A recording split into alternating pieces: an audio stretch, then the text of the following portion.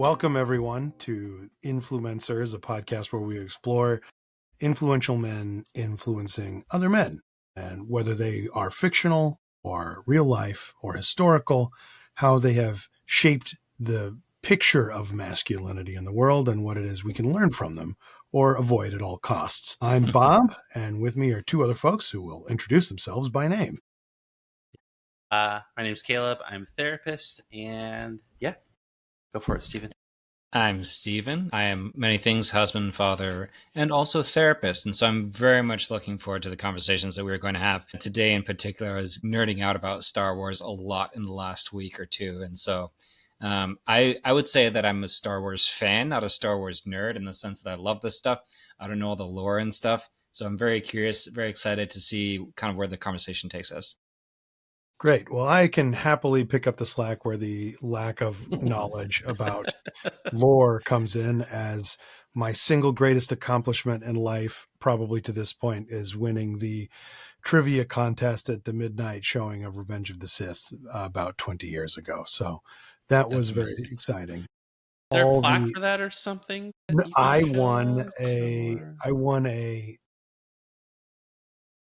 Darth Vader action figure I already owned. And so the first place guy and I, or the second place guy and I, swapped. And so now I have a framed original pressing of the Star Wars soundtrack from 1977 on vinyl, hanging in a little protective case mounted on my wall. And I'm particularly proud of that one. That's one of my favorite possessions. I don't think it's in here. I think it's in another room.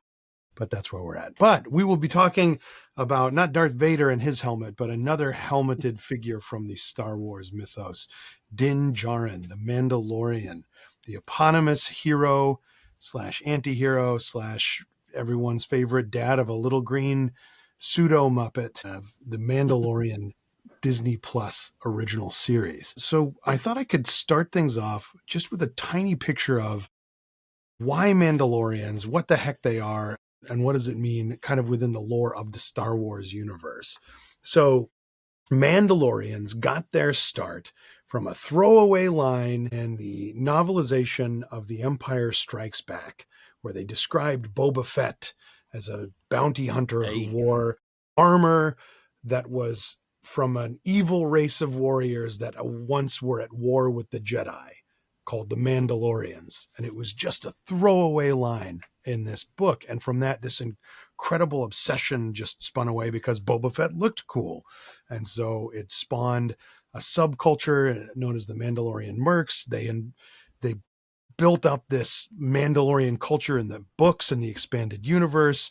They fleshed it out even further in the Clone Wars animated series, where we had a whole story that focused on the planet Mandalore and what their culture was like as a pacifist culture being taken in a new direction, recovering from a warlike past, and folks on the other side of things who wanted to return and kind of fight back and bring that warlike warrior culture back to Mandalore because they felt it was missing from their part of their identity. So there's a tension between what people perceive as past glory, even in fictional universes. But it expanded to this, where this gets started as Jon Favreau, who was one of the co-creators of The Mandalorian with Dave Filoni, who directed the Clone Wars. He was a character named Pre Vizsla, who was a Mandalorian who was obsessed with returning Mandalore to its former glory.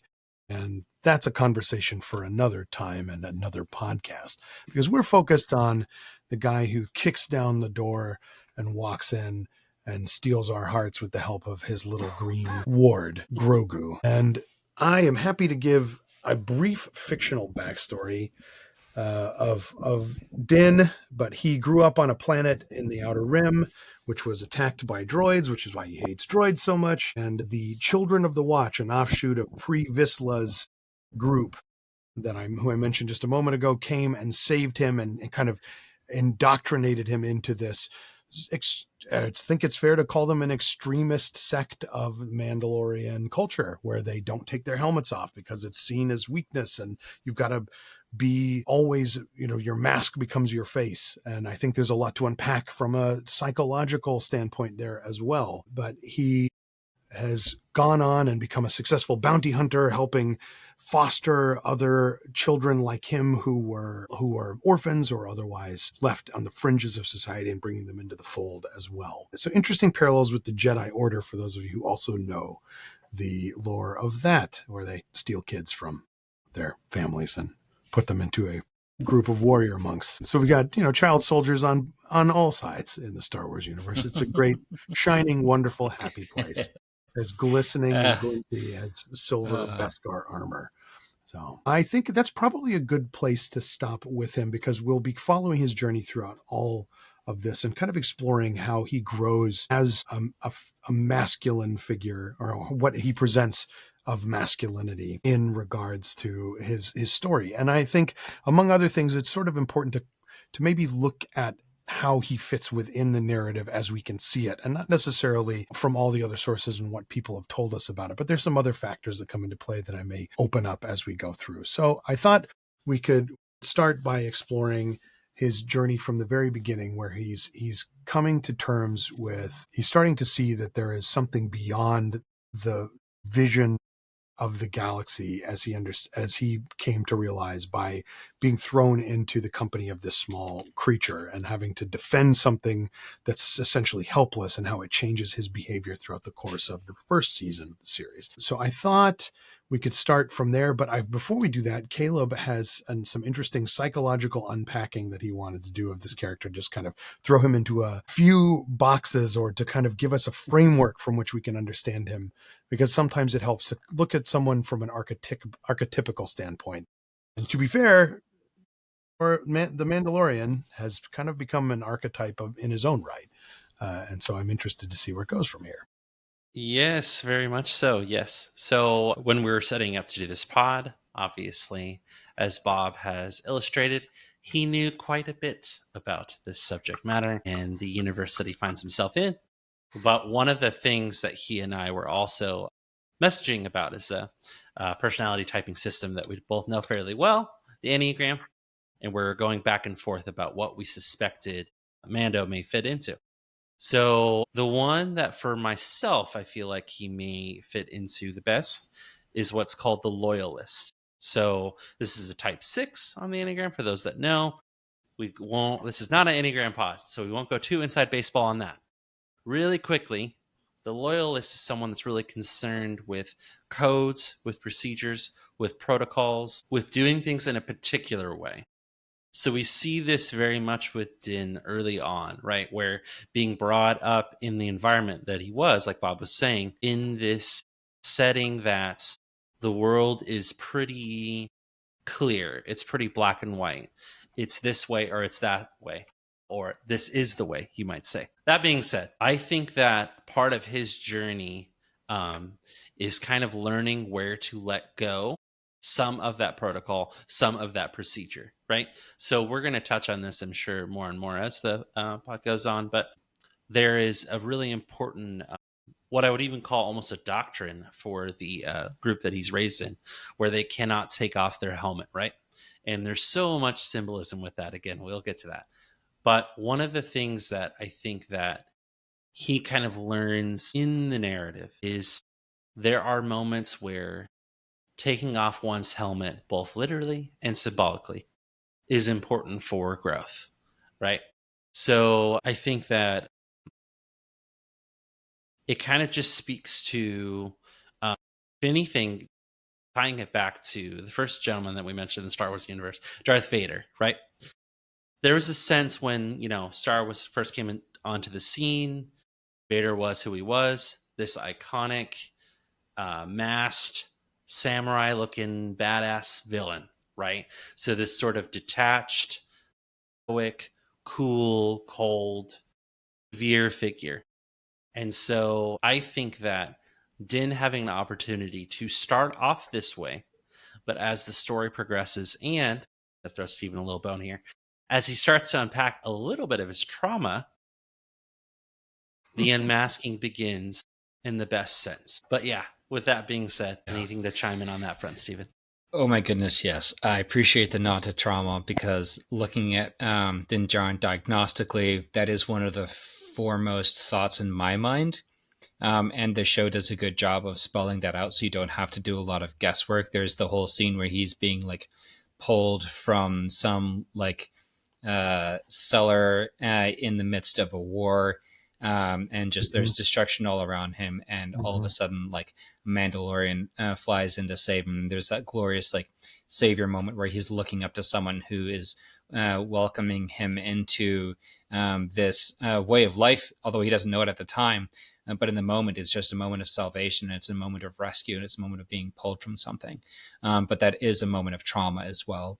And as we know, trauma is something that affects you, and it affects the people that are around you, or it affects you through the people around you. And so, like, as a child sees the destruction going on around him, like, it doesn't matter that his body is physically unscathed, like his mind, his soul is touched by that devastation. And so this absolutely, you can't go through something like that and not be affected by it. And so I feel like Din Djarin has this trauma, and unresolved trauma begs to be repeated. And so this child that is pulled from this cellar grows into this, the man behind the mask, right? The man who always wears armor. And this protective mechanism that he wears, I would argue, as a bounty hunter, is a somewhat more or less maladaptive coping mechanism. Like, it's a way for him to try to foster a sense of control in his life, a sense of safety, but also he's putting himself in a place that he is sort of reliving trauma, re-experiencing trauma in the situations that he sees, in the fights that he picks, in all of the things. And I think too, like, as I'm thinking about treatment plans, like, something that my therapist, God bless her, said to me was, all of your coping strategies are welcome in this space, Stephen. And I think of that for Mandalorian too. As you know, as I'm treating this guy, I'm like, how would I treat him? And there's something inside of me that calls out to, like, can we take that mask off? But at the same time, like, that is a coping strategy, and the mask has to be welcome in a safe space, because safety is treatment. And so, like, the fact that he hides behind the mask has to be an acceptable space for him to be in until he feels comfortable taking it off. That being said, I feel like the Mandalorian's armor moves from being a maladaptive coping strategy to a more culturally and socially appropriate adaptive strategy. And I do think it is still an adaptive strategy, probably to a certain extent, but it is more adaptive. And that process happens, which is what I was trying to say, using lots of fancy words, through season 1. I absolutely loved the story arc where he delivers Grogu over to the Empire, and he starts asking questions, which you're not supposed to do. And so he's called out repeatedly and reminded, we don't ask questions. Have a drink, walk away, brush it off, go back to work. And go back to work sounds like something you would say to someone who's traumatized that you don't want to deal with. Like, just put your head down and go back to work. Just keep white knuckling it through your experience. Eventually you will forget how much this hurts, right? And it never works that way, but that's what we want to believe. And so Din Djarin has this, like, but something has unsettled him in the vulnerability of the child. And so he comes to this point in which it was beautiful. The guy who assigns him his cases, I don't remember what the guy's called, but he's like, Grief Karga.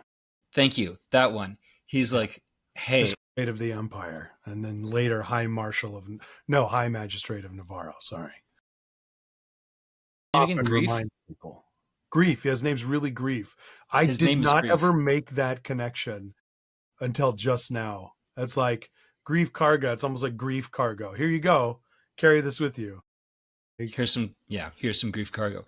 And what does Grief say to him? He's like, he calls him out for, like, not following the code. And what Grief doesn't realize is that Din Djarin starts to follow the code. It's just not the bounty hunter code that he's following anymore. It's the code of the Mandalore. Mandalorian creed. Yeah, exactly. Well, and on that front, looking at him through another lens, similarly nerdy, right? We're all nerding out here, so we're just going to go for it. In the D&D morality of it all, we see this figure very much as starting from the lawful neutral place, right? So really quickly run down D&D morality. We have lawful, we have neutral, we have chaotic, right? Lawful, by the code, by the procedure, by the protocol. Neutral, sometimes the code, sometimes not. And then chaotic, I hate the code, right? And then the different versions of, obviously, morality itself. evil, neutral, good. So for Din, very much at the beginning, he's all lawful. He's lawful for the people that raised him. He's lawful within the New Republic. There's a sense where obviously the Mandalorian as a story is drawing from it being a Western, right? Which, Bob, I'm sure you love the fact that that's drawing from the original roots of A New Hope and a lot of what Lucas was channeling as far as what he's going for with this kind of story, right? But Din kind of taking on the form of, in some sense, like a modern Western, a modern gunslinger, right? I feel like he starts from that lawful neutral place, right? Whereas I'm going to adhere to the culture that I'm raised in, the setting that I find myself, and the codes of the Bounty Hunter Guild as I go. But as Stephen was alluding to, as soon as he sees Grogu, Baby Yoda, his heart is melted, as were millions of us, as the internet broke, right? Seeing this defenseless, cute, very carnivorous little guy kind of experience, again, this is what Stephen was alluding to, experiencing something similar. Is it exactly the same? No. But it's the same sense of being removed from his environment and in some sense being exploited. And so when Din sees this is where I believe he starts to find healing and health in Baby Yoda, right? In this defenseless creature that's very cute, but very vulnerable. It's almost as if, in a way, Din is able to identify or get in touch with his vulnerable side, right? With his young child, his young boy. And I think that is kind of at the heart of the show, to be frank. Its evolutions kind of span from, like we just talked about with season 1, but then it starts to expand a little bit more into season 2. So, Bob, you kind of want to fill in the gaps of season 1 where we may have missed, and then kind of launch us onto Din's journey from season 2 onward? Well, sure. I think I can walk through that piece. I had given you homework, as you talked about, where I had everybody watch 3 episodes from each season that I thought kind of highlighted the major turning points for Din as a character and where I think they made the biggest impact, or the choices, like he made some of the most compelling choices that he makes. And there are a couple places where we missed out on some growth. Like, I think it's also fair to say, if you have come this far, spoiler alert, I am assuming if you are listening to this podcast that you are familiar with The Mandalorian as a franchise and have probably watched all the episodes, if not once, only once, 2 or 3 times, because you're probably chronically online like us. So congratulations. Welcome to the party. We have explored, I think I want to pick up on something you mentioned, Caleb, because I think you're exactly right about what's at the heart of the show, I was thinking about this before we met. And so I'm glad you organically brought it up, which is the notion of all of the tension comes from Din having to choose which identity he's honoring. So as you were alluding to, Stephen, he's struggling with the identity of bounty hunter with regards to, I got to know what's going to happen to this kid.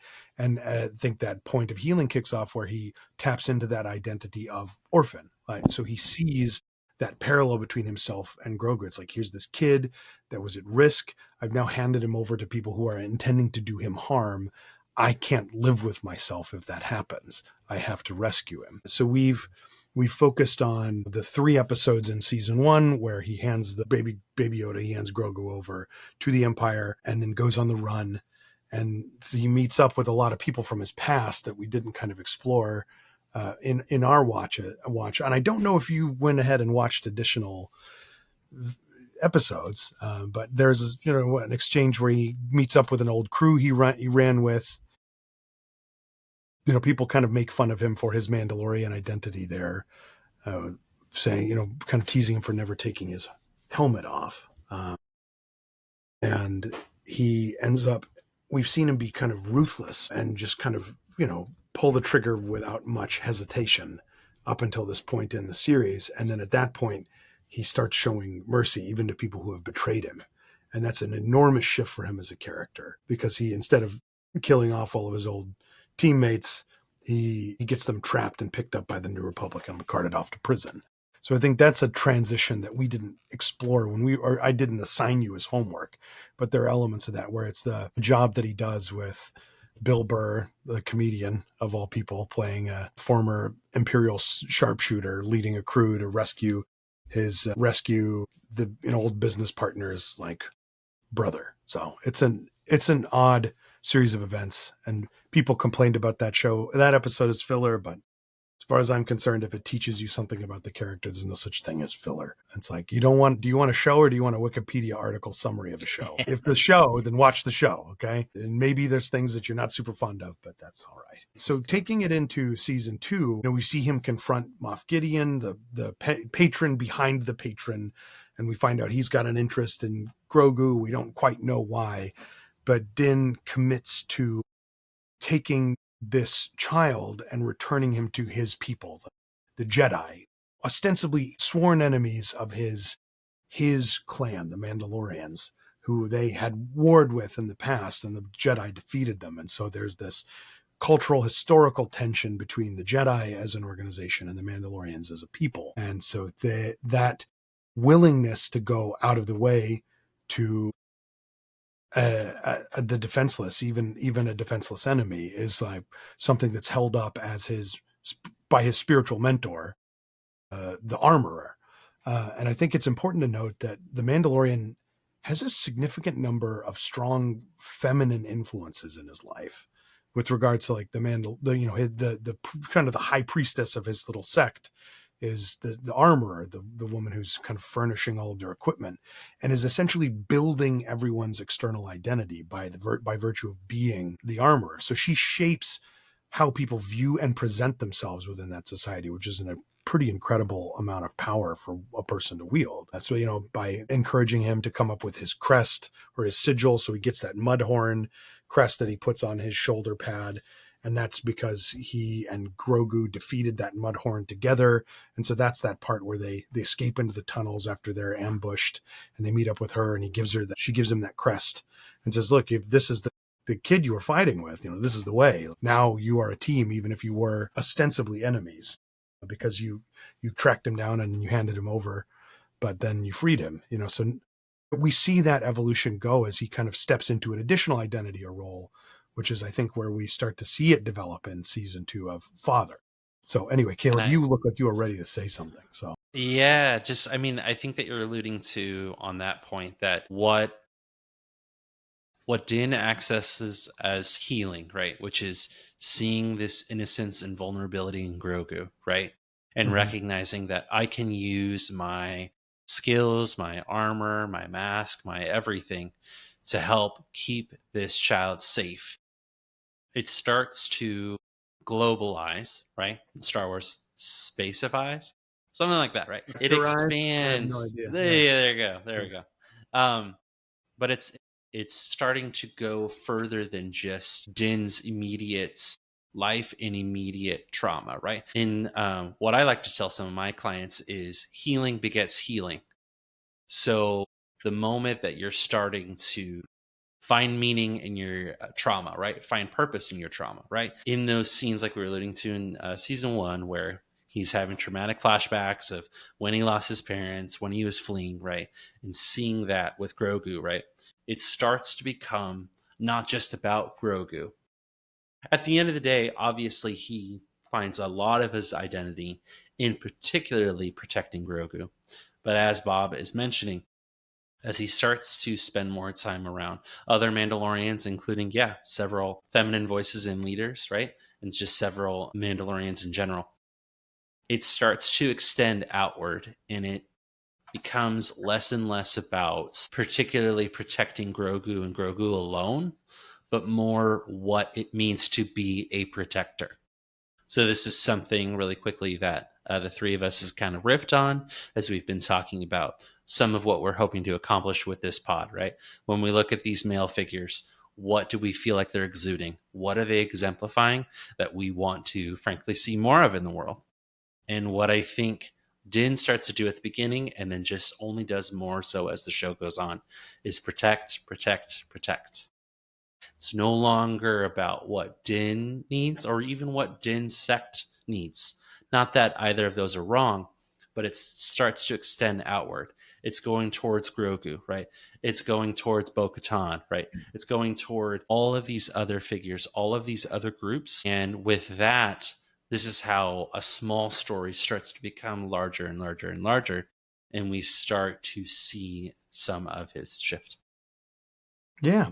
And I think it's also important to note that as he kind of embraces that protector role, it's reinforced from many sides, up to and including the kind of his cultural or his adopted culture of origin, where he's in peril after rescuing Grogu, and all of his covert reveals themselves to come to his aid and this child's aid that they never met.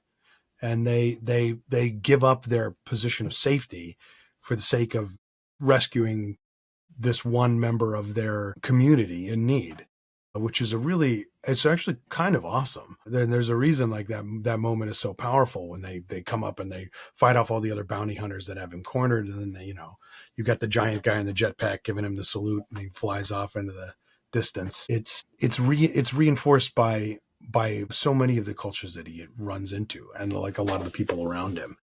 And the people that question it are the ones that are really shown to be in the wrong. I'm like, why do you care about this kid? And then, it's pretty obvious that it's because someone has to, and it may as well be Din. And he's chosen to make protecting this child his mission, and he accepts it kind of willingly. And I think with a certain degree of apprehension, which is understandable. As a new father, I can identify with that apprehension of having care of a small creature when you have no experience with such things. But he moves forward with it relatively gracefully, and makes his mistakes. I definitely would not be taking my child into that many firefights. I'll tell you that much, especially when they give him, protective gear that still leaves his face exposed, but that's neither here or there. So, I think if we want to move, if we want to move into season 2, I think we've talked a little bit about masks and removing the mask, and that's a huge element. That's a huge element in season 2. There's contention between him and Bo-Katan and her cadre of Mandalorians, the Night Owls, who are, her followers. And then later on, how there's some pretty significant moments where Din, chooses to actively remove his own helmet. But I think it might be worth us unpacking those from, the perspective of like what he's willing to sacrifice, and then what it might mean for him psychologically. So I'm interested in what your 2 thoughts are about his first encounter with a group of Mandalorians who have slightly differing beliefs than he does with regards to the sacrosanct nature of their Mandalorian T-shaped visor faceplates and whether or not you're allowed to remove them. I'm curious to know what your thoughts are about his first interactions with that group and what you think it means for him as a character, psychologically and identity-wise. I think that also is an interesting story arc, and I appreciate the nod to growth and the way that, he's like, this is wrong, this is awful. And even after, doesn't like Bo-Katan save his life and he kind of like flies away from that experience, like, whatever, loser. And so like he starts off with this really like contentious, like we're different and like we're not going to reconcile. And then eventually comes to the point of like, I don't want to give away too much, but like advocating for her everything. tribe. We're here to talk about everything. You can give it all away. It's good. Just thinking about him, like at the moment that he gives Bo-Katan the black saber, like moving from like flying away from her to like handing her the tool that she needs to bring the Mandalorians together, like the very thing. And then like not only giving that to her, but I'm like, how much of him telling Grogu like go find Bo-Katan when he was like trapped in the belly of the earth of Mandalore was him setting this up to be like to be saved by Bo-Katan so that he could give her. Anyhow, that's an aside. All I was thinking was that like it's really cool to show his evolution in that. At the same time, like I do not fault him for looking at that and being like, that's unacceptable, because it was unacceptable. You've talked, Bob, about like identity, and like part of the identity that he's embracing is the Mandalorian, right? And Yeah. part of being the Mandalorian is that he lives by a creed. And Bo-Katan is, by his definitions, in violation of that creed. And so, different people get to make different choices, but he looks at that and he's like, that is incompatible with the creed that I live by. And so like, I can't align with that. And like, I don't fault him for saying that. I wouldn't have faulted him for saying that if that was the end of their story together. I think it's cool that they came together and overcame differences, just because who doesn't love an overcoming differences story? I think that fundamentally, like, I mean, even Caleb, we're talking about Din Djarin as a protector. Just the fact that like he draws a line at who he will allow to speak over Grogu, to get close to Grogu, and to be a part of Grogu's life. Like, yeah, he's being protective of Grogu against other people. So like, sometimes we draw lines in the sand, and that's okay. And like, everybody's got to find out where that line is that you draw, and you need to have a good reason for it. Hopefully, something that is not dogmatic and coming from a place of like gut instinct. Hopefully something that you really like feel good about and understand and embrace. But like, in that moment, Din Djarin had a line that he drew, and Bo-Katan was standing on the other side of it, and I'm like, I get that. Yeah, I mean, drawing on something that was mentioned earlier, or at least is closer. Now we're jumping all over the place, Bob. So sorry. The nature of podcast, right? We go all over the place. But regarding season 3, where he tasks Grogu to get assistance from Katan, that was really interesting, because we're hearing that from a character that in season 1, episode 1, stoic John Wayne figure. All this iconography, right? And I was writing kind of in my notes about, we start off with him as this very overtly stoic figure, right? And we tend to we're drawn to stoic figures, especially masculine figures in stories. I mean, for goodness sake, let's look at the series that we are talking about. We have some of the best examples of stoic figures in this canon to begin with. So I think one of the things that's so beautiful about that is he is willing to ask for help. The guy that should be the gunslinger, that should be the one that gets everything done himself. I don't need nobody else. I'm a lone wolf. By the end, not only has someone that he's protecting with everything in him, right? Shows vulnerability over and over about, I need to protect the kid. I need to protect the kid. I need to protect the kid. But now is asking for assistance. He is trapped. He is outside of his depth. And some of what he has taught to Grogu about protection, about how to carry oneself. He knows that Bo-Katan is this trustworthy person, that she can reach out for him, that she can be of assistance. No longer is he concerned with coming across a particular kind of way. Again, this is the way. He starts to see that can evolve, right? Even that phrase, it's intentionally supposed to be something that in the story they say after the fact, of like almost like a moral truth, right? So I think that Din starts to see that this is the way, that I can unmask, maybe more symbolically than literally, but still, I can unmask. I can call out for help. I can sort of evolve what it means for me to be a Mandalorian over with time. And by doing so, transcend what would be a stereotype into being this full-fledged character, right? With strengths, with weaknesses.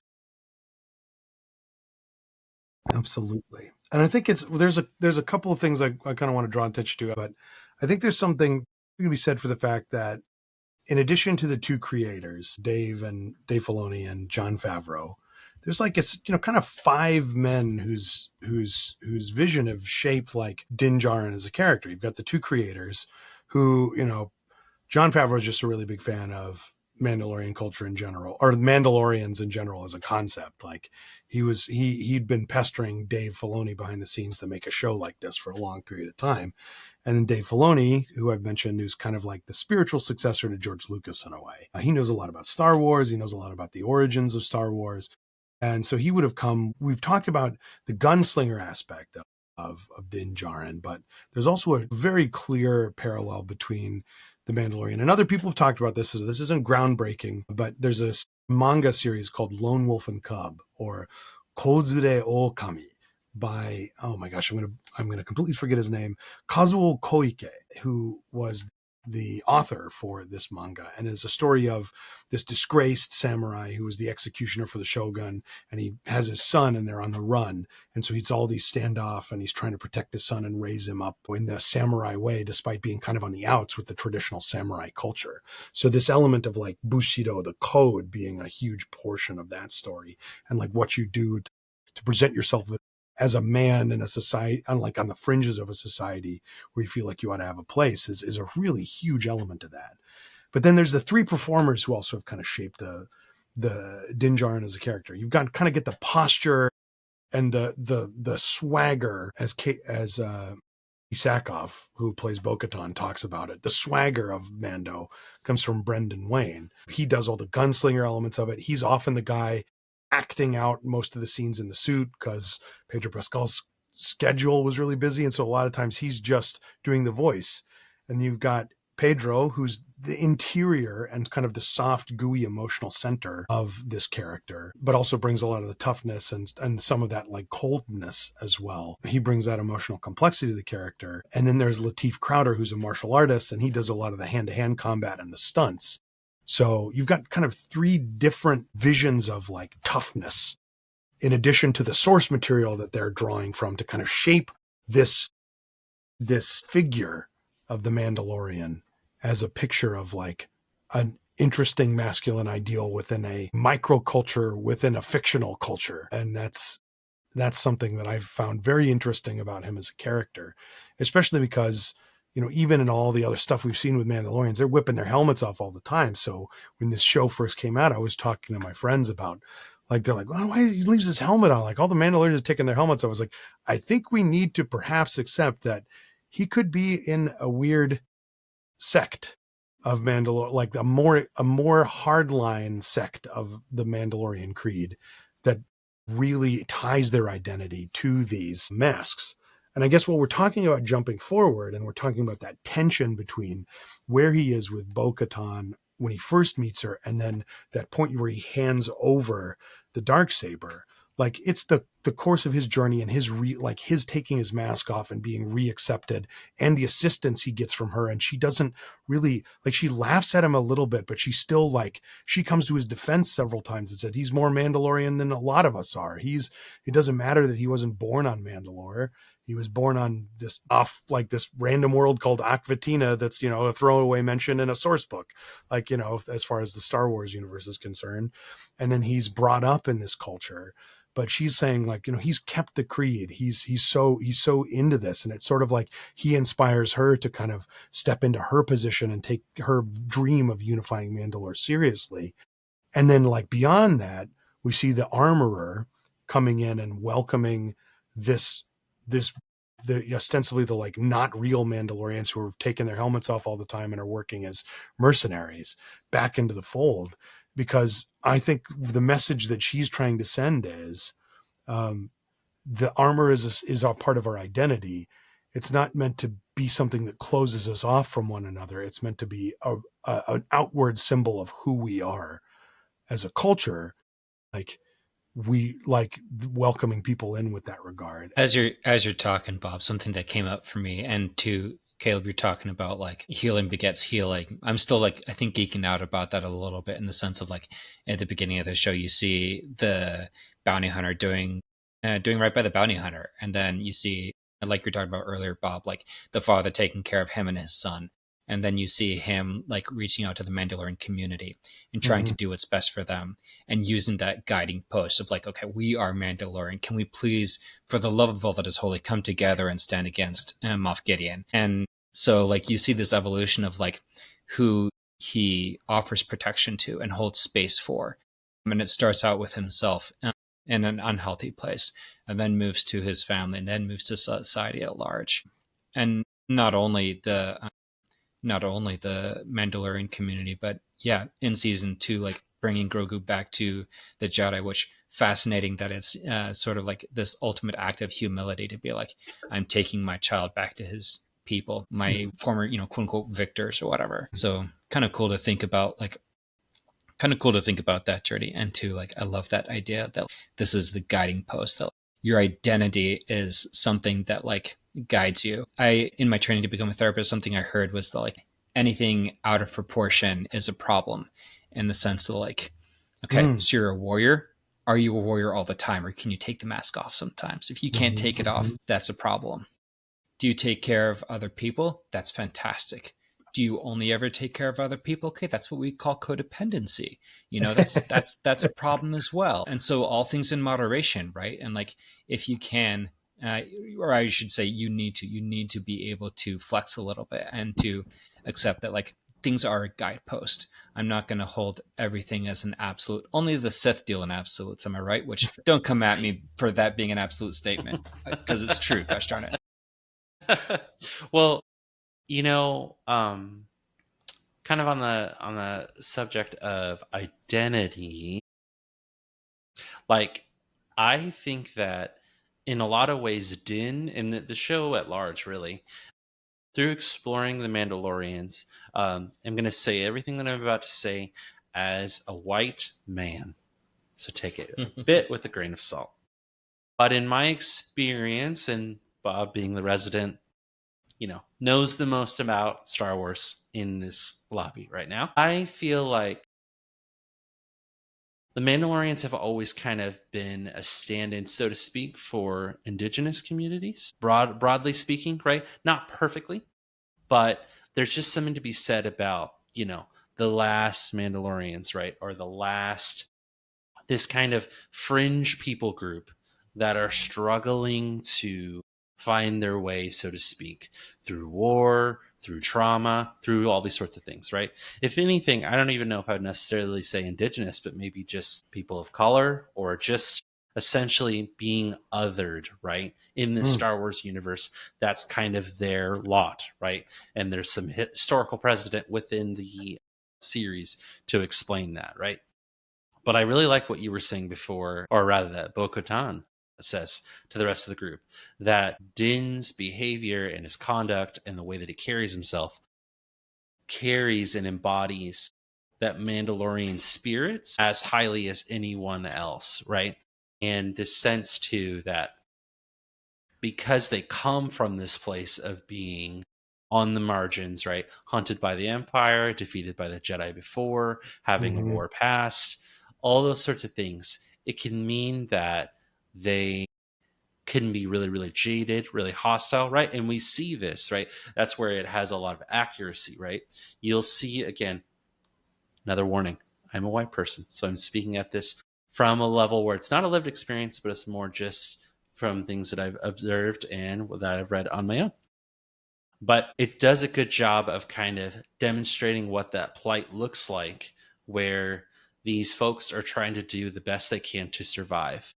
And if that means at times they're at odds with each other, with other sects, then so be it. But then as the plot progresses, right, and as they're able to, in some sense, rally behind Bo-Katan, right, with Din kind of like really championing her the whole way through, it kind of shows, I mean, the plot literally has it so that she unifies with Din's help and they take out the Imperial Remnant, right? They take out an empire, an othered group that kind of represent, disenfranchised groups, minorities, right?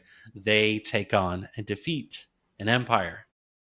There's just this sense that Din, again, started off gunslinger, lone wolf. But at the end, he finds himself in key position to resist evil in a really tangible, direct manner. His universe, his sense of self, the way that he's found healing has now extended to this grand, grand scale. And that's what makes him such a compelling character. I think that's an interesting observation, and I'm thinking about it from the perspective of, this imperialist, like literally the empire, trying to impose a homogenous view of what's acceptable. There's kind of that idea of like the homogeneity trying to create order, like it's down to the uniforms that they're wearing. And it's something that's interesting when you compare it to the culture Din Djarin finds himself in. Everyone's wearing a mask, everyone's wearing armor, but it's all personalized. All of it's different, all of it's unique. Everything's got their own color scheme and their crest. And, a lot of that comes from, weirdly enough, like a cosplaying group called the Mandalorian Mercs that just really it started because everyone really liked Boba Fett, and they started inventing this culture to go along with it. And it got wrapped in. It's one of those weird things where like behavior in the real world shaped the story that they're telling in this fictional universe. But it's an interesting thing to compare. We're jumping ahead to the finale.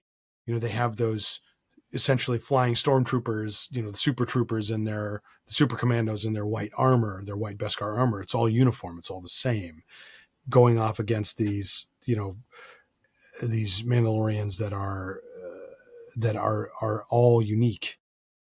They have that sense of individuality about them. And it's interesting when even if you look at Bo-Katan though and her crew, like they all take their helmets off and they're showing their faces.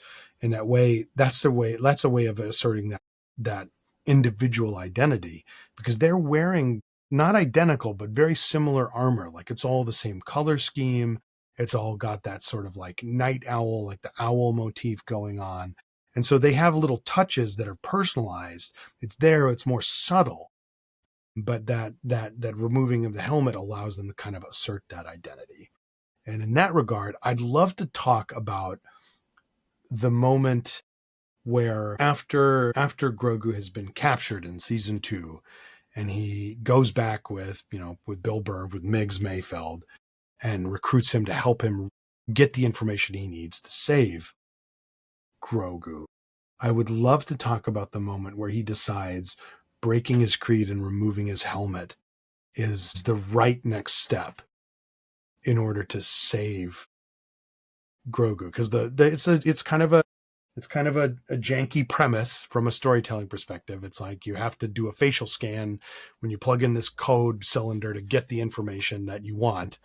And it's like, okay, I get it, but it's like, what if his face isn't in there? I would assume it's a security feature, but maybe it's just the log who accessed it.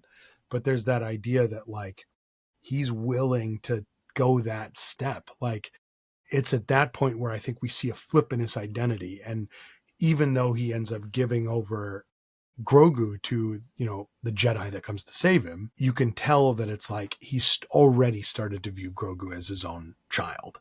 Like he started to view Grogu as belonging to his community. And so that notion of like taking his helmet off is a small price to pay to save the kid. It's been such a huge thing. Like he wouldn't even let IG-11 take his helmet off. He was ready to, blow him up and shuffle out this mortal coil rather than reveal his face and essentially accept that dishonor. But here, I think he's, I wonder what it is you think he might be starting to realize at that moment. Yeah. I had trouble, I think, kind of like you mentioned, Bob, with just like the awkwardness of the clunkiness of the story. Like, well, you have to skate in your face with this thing. Why? Just because you have to.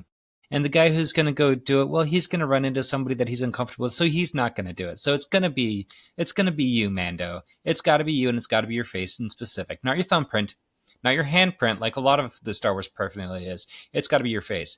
I'm like, did it really though? But like, I appreciate the story that they're trying to tell, though, in the sense like, yeah, he didn't want IG-11 to do it because then it was a matter of life and death. And you know what? There are some things in life that are worse than death.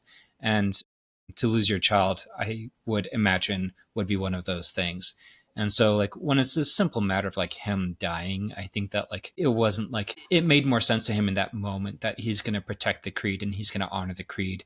But when it came to saving his child, like they're showing that like they're showing that there is an evolution happening inside of him, that he is starting to embrace that father identity, and a father will do anything for his children. And I think too, I think it was kind of cool that in that moment he did it because he had to, and they had to do some clunky storytelling to get him to that point. But he removed his helmet because he had to save Grogu, and he knew that. But at the end of the season, where he's handing Grogu off to CG Luke Skywalker, Mark Hamill, he removes his helmet again, not because he had to, but because he wanted to, because he chose to. And like, he wanted to have that connection with Grogu for whatever that meant to him in that moment. Like, it was important for him to be close to Grogu and to give Grogu the, you know, the hope and the belief that like everything's going to be okay. And there again, a father does what he needs to do for his children. And so like, I totally appreciate that. And I appreciate that they had the different moments. At first, I have to do this. And then moving to, I choose to do this for my child. And I think that he kind of tells us why he has progressed as a character the way that he has.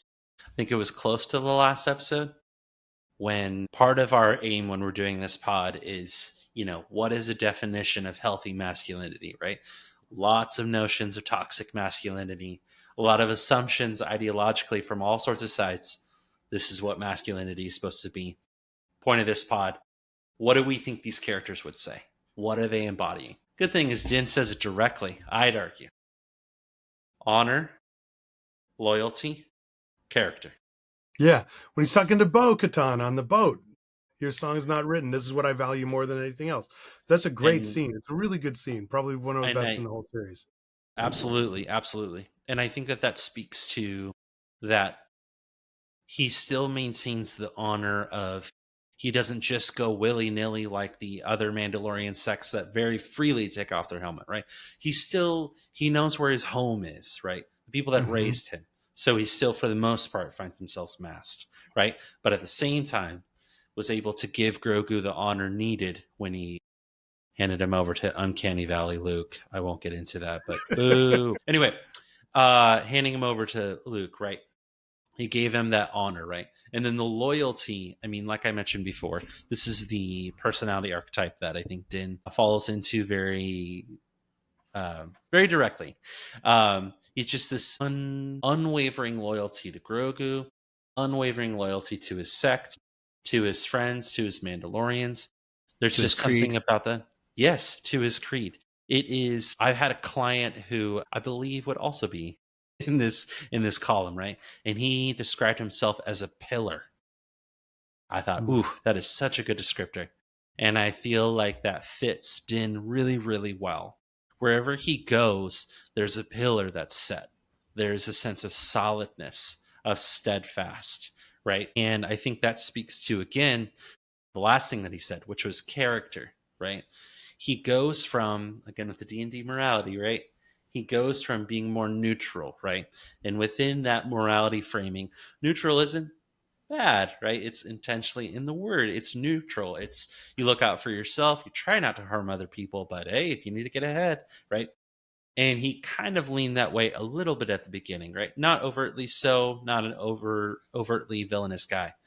But as the series progresses, pure neutral good, just very much channels what is good and right by the Mandalorians, by Grogu, by the Jedi, by the spaces that I'm finding myself in.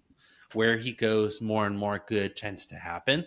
So that's what I think when he talks about character. That's what I think he was speaking to. But maybe, I guess I'm curious, and yeah, I just want to hear from you guys. There's that line that he shared, right, where he says honor, loyalty, and character. If we kind of had to pin some other things that we're noting, this is the masculinity that Din is promoting. What would y'all say? Honor, loyalty, character. I think one of those things that we have to kind of pack into the idea of like, what does character mean to him? And I think character is a sort of like pro-social element for him. Like that, I think that loyalty comes into it. It's not, he's come to realize that he's better off with community, and that like having the capacity to do things independently is good. But he really, like, even from season 1, started to lean more on his contacts and friends, and like he does so inexpertly at first. Like he gets Queel, the Ugnaught, who's like one of my favorite Star Wars characters ever, I have spoken, killed, and I don't think that's particularly fair because he just doesn't quite know, he doesn't have that deep community to draw from yet. And so he goes for someone who he views as trustworthy, he views as loyal, he views as having character, because like that, I think his interaction with Queel was very positive because Queel made a bargain with him. He helped him accomplish his aim, and then he respected it, and then was like stuck to his standards, and then also like helped him out above and beyond what he said he would. So I think to the certain degree, like, that character element of it is a willingness to help others. And I guess maybe that's tied into that loyalty element of it. But even so, like, I think it's sometimes a willingness to trust in circumstances where you might be at a disadvantage, maybe warily so, but he occasionally extends trust very frequently. Like he trusts that someone will do the right thing by the end of the series. And I think that's really admirable. And I also think that would be something that he would kind of define as a masculine, an element of presenting oneself as a Mandalorian, a man DeLorean. All right, like it's in the name. Howdy, folks. Caleb here. So for our episode today, this is the first part of a 2-part episode. So go ahead and look for Mandalorian Part 2 if you liked what you heard from Mandalorian Part 1. All right, everybody. Peace.